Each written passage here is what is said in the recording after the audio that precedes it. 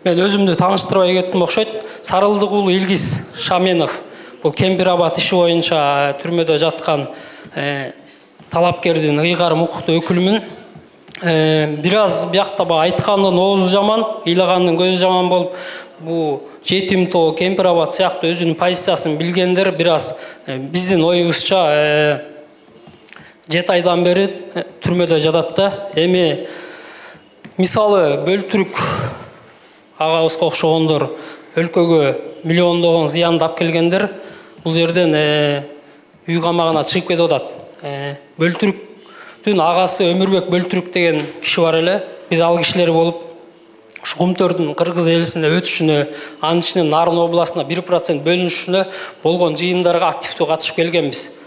Эми Бөлтүрүк мырза бир аз ысырапкорчулук кылып, дивандарды кымбат баалуу сатып алып, көптөгөн миллиондорду дизайн же керексиз ысырапкорчулукка жол берип, зыян келтирип аткан кишилер чыгып кетип атат да, анан өзүнүн оюн, позициясын билдиргендер айлап, 7 айлап ушу түрмөдө отурат да. Эми жакшы жагы деле бар.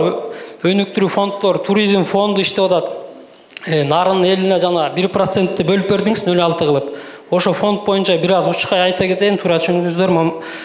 0,6% бөлүндү Нарынгачы Кумтөрдөн. Баткенге да 500 миллион фонд бөлүндү. Бул фонддордун кечиресиз бир аз положение менен уставтары так туура жазылбагандыктан рамкага кирип эч ошо каражаттар эффектив иштебей атат.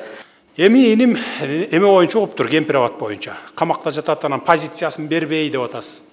Качан Кыргыз мамлекетине 100% пайдалуу чечим болуп аткандан кийин позициядан айланасыңбы? Колдоп бер да, колдоду андан көрө. Позицияңды өзгөрт да. Ай, мына деп грамотный адам келип кагазды карайт биринчи очередь. Архивди карайт, архивде кандай экен мурун? Биздин пайдабызга чечилип атыптырбы азыр же зыян болуп атыптырбыз? Биз 1 метр жерди бербейсек анда каршы чыкса болот, 1 сантиметр жер берген жокпуз да, биз алып келдик бүт баарын.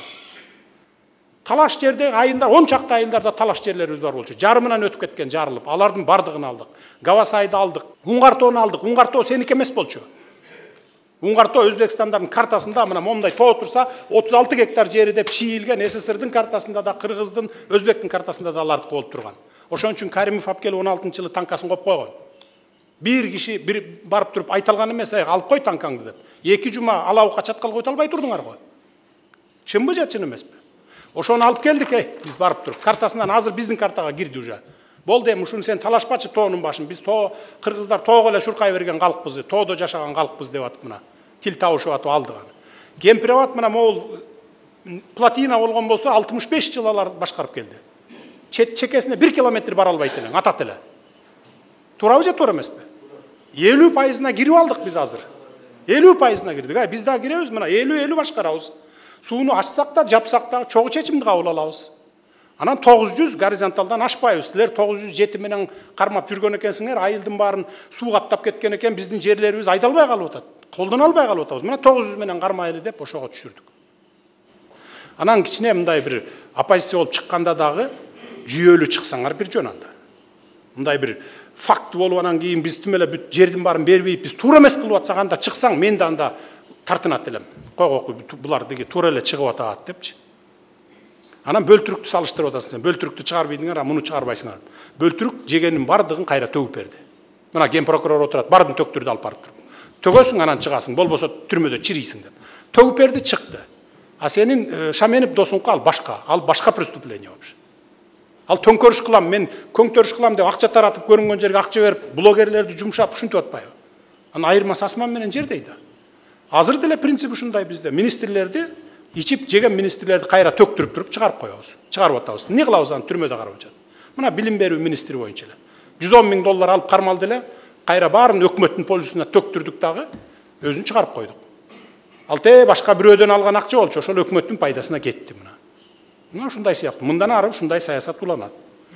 Жедиңби, жегениңди 2 эсе 3 эсе кустурабыз, төктүрөбүз, кайра кайтартып туруп, анан кийин чыгарып кое беребиз. А берки башка преступление, ал башка иш ал. Коомго зыян келтире турган ишти жасап атса, анан биз неге башынан сылап отурушубуз керек алар? Андай болбойт сылануу.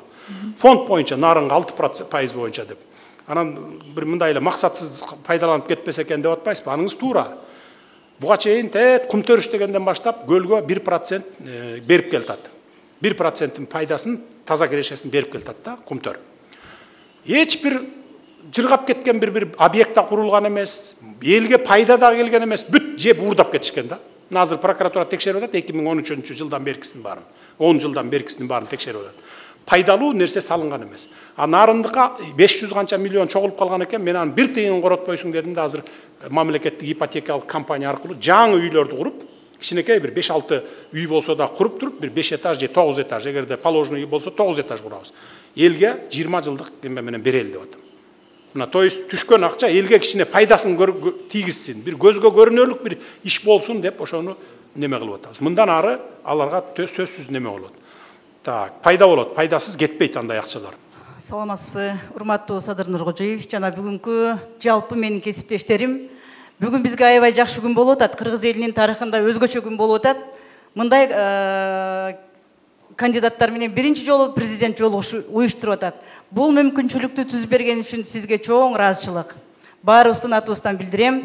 Ана менде бир суроо. Мен Сагидаева Салтанат Ариповна Жусуп Баласагын атындагы Кыргыз университетинде көп жылдан бери мугалим болуп иштейм. 35 жыл өмүрүм ошо жерде өттү. Кандидат наукмун, доцент. Бүгүн эң биринчи суроом сизге бере турган. Ушул бардык кандидаттарды бир жерге чогултуп, ушул Ленин районундагы баарыбыздын кеп кеңешибизди уга турган элди жалпы бир дем алуу күнү чогултуп, баарыбыз барып ошо жерде элдин алдында өзүбүздүн программабыз менен тааныштырып, ар бир шайлоочу өзү жөнүндө маалымат берип, анан Кыргызда жакшы кеп бар, эл таразда, эл сынчы дейт. Ошо жерден жалпы элдин сөзүн уксак деген менде бир сунушум бар. Андан кийин дагы бир сунуш. Эми мен окутуучу катарында, окумуштуу катарында Манас таануучумун өзүм. Көп жылдан бери Манас таануу сабагынан улуттук университетте сабак берем, бардык факультеттерге.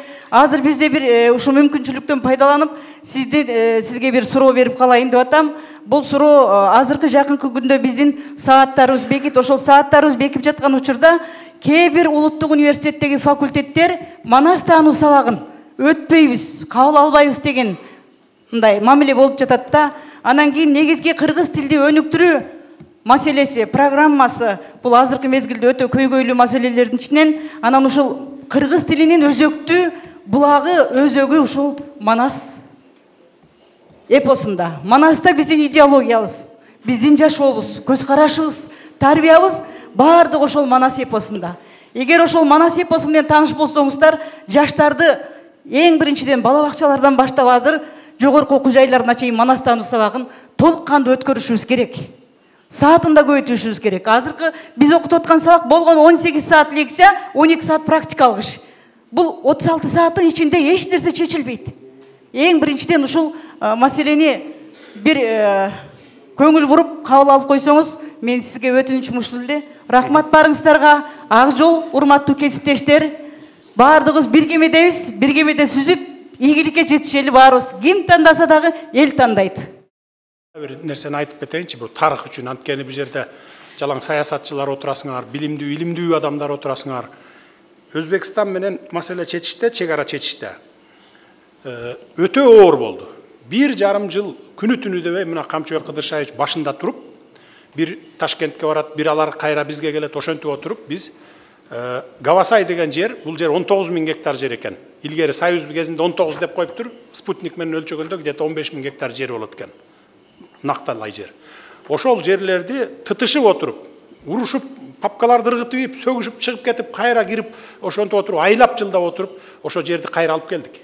Бул жер мисалы биздин бетибизди карап турган жер, биз жакты карап турган жер. Бирок суу агат экен дагы, ошону 56-жылы биздин эле өзүбүздүн чиновниктер бербеген экен, ошол жактын жергиликтүү чиновниктер.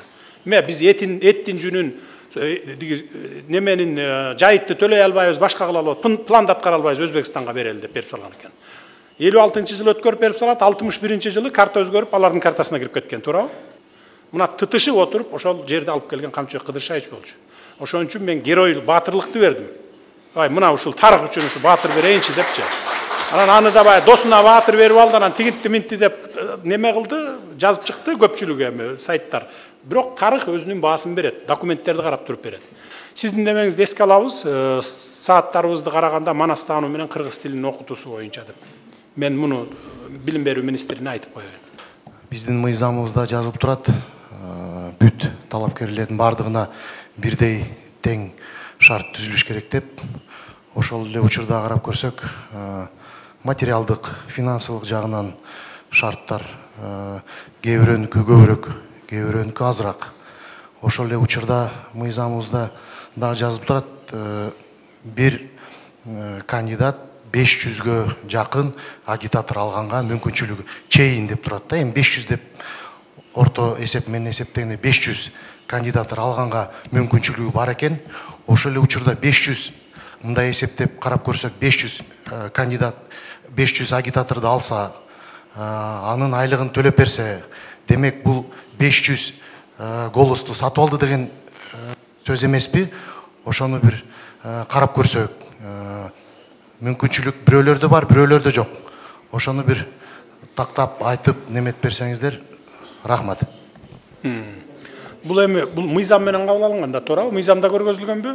Бизде 500гө чейин агитатор алса болот, бир кандидат. контролдук текшерүүчү топ бар, ушул каржылоо боюнча жооп берет. Искендер Төрөбаев Гайыпкулов жетектейт. Ага айлык эмес, ал кылган ишине вознаграждение депчи. Ошол үчүн биз салыктан да бошотулган, илгери мындан салыкта калчу. Өткөн жылы мыйзамдын алдында салык кодексине киргизип бошотулуп, бул болгону ошол агитатору иштегенге машинасы менен жүрөт, башка ошого келишим менен ошол үчүн бул подкуп эсептелбейт. Ошол 500 кишини ар бирин келишим түзүп бизге регистрациядан өткөрүш керек. Бул мыйзамдын негизинде.